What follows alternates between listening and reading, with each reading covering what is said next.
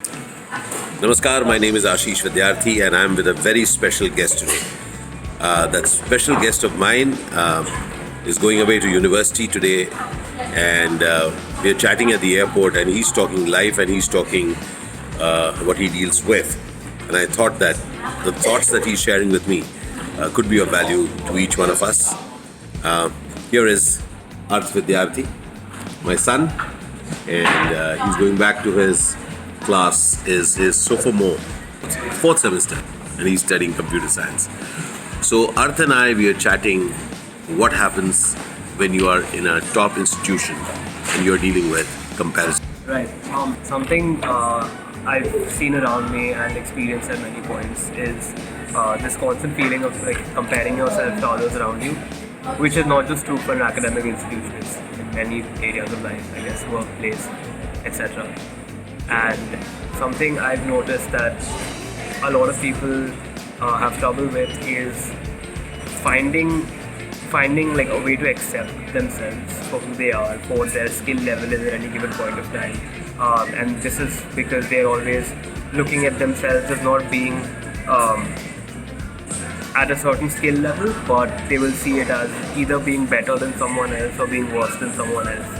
And sometimes it can be healthy because you look up to other people who are better than you and you work towards them. But in most of the cases, it's not dealt in a very healthy way. People compare themselves and put themselves down, and they will put pressure on themselves. A lot of times we talk about academic pressure from parents during school days, etc. This I'm sure exists even at a tertiary education level, but from what I've noticed, the pressure is mostly self-imposed. You compare yourself to others and put pressure on yourself to become better. And the problem with this is, like, while it's good to want to achieve more, it should be done out of knowing that I have time and I'm going to use this time to improve, and not as, oh, why am I not as good as this person who has had 10 years more of experience than me. I mean, on that level, it's technically an illogical comparison. It's an impossibility. No one's playing field is the same. Everyone has a different background, and so like you can't compare yourself to another person when they've maybe had a completely different background than you have. Super. A question. I mean, you did say that this happens especially when you're surrounded by very high achievers. I mean, people who really got very good grades.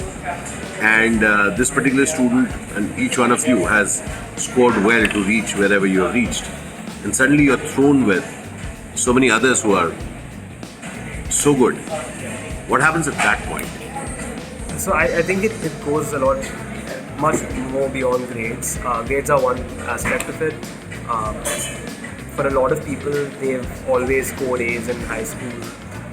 Straight A students never gotten below, I guess on a percentage level, below 95, 96. And due to like the inevitability of how hard college is, depending on your course, as you go higher up the education ladder, concepts get harder, classes get harder, you become involved with more things, and hence devoting the same time you did to academics at a younger age becomes, in a sense, like when you go into like higher institutions of education, of the workplace, like if you start seeing your colleagues or your peers, your classmates as teachers in themselves, and like everyone you can learn something from, instead of seeing them as a classmate who's just much better than I am, then you start, like, it's just a way of shifting your view about it.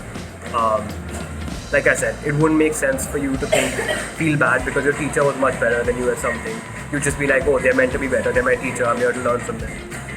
And so if you look at your classmates like that, it would help a lot, because then you stop seeing them as these inherent geniuses who are just miles ahead of you and you're never going to catch up, versus you start seeing them as just people you can learn things from. And honestly, like, you probably won't know it, but you're probably better at them at something.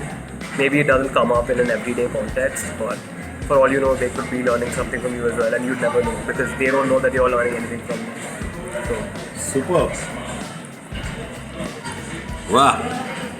Absolute wow. So the people around us who are definitely better than us, at least they seem better than us, rather than just pulling ourselves down that we are not as good as them, how about looking at them as teachers and learn something from them? And who knows, they are actually been learning from you and learning from others. That's why they are where they are. And thank you, Art. Thank you for this amazing, amazing conversation. You know, it is just amazing as I'm here, as he's heading out for, probably I'm going to meet him only next year here in India. I'm so happy that a child left home 2 years back, and I'm sitting with a young man. I will miss him, and I'm so happy that you have grown up to be the kind of person that you are. Proud of you, my son, and I've just taken this opportunity to share a viewpoint of a young child, a young adult, and probably the thoughts that he has echoed will matter to a lot of people. Because for each one of us, we do shorten our line when we look at others. This was the student's perspective, fresh, coming towards you. Alshukran, Vidyarthi. Alshukran, Bandhu. Alshukran, Zindagi.